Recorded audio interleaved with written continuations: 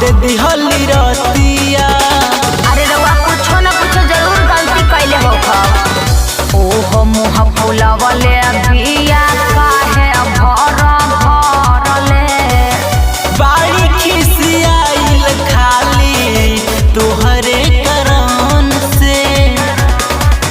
हमारी इज्जत के धजिया उड़ा दिखलू, मन रखबो न कइलू तड़पा दिखलू। हमरा गाली में लाली लगा दिखलू, मन रखबो न कइलू तड़पा दिखलू। हमरा गाली में लाली लगा दिखलू।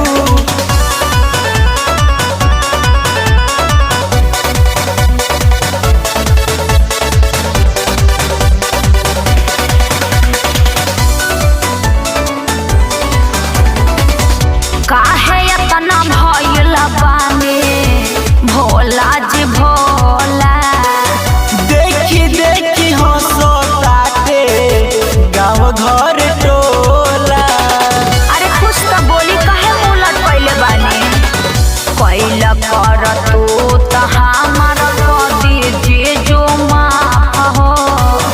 इज्जत बचावे खातिर चली न चेहरा ढाप हो।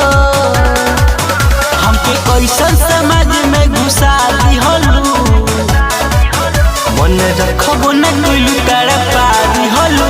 हमरा गाली में लाली लगा दिहलू, मन रखबो न कइलू तड़पा दिहलू। हमरा गाली में लाली लगा दिहलू।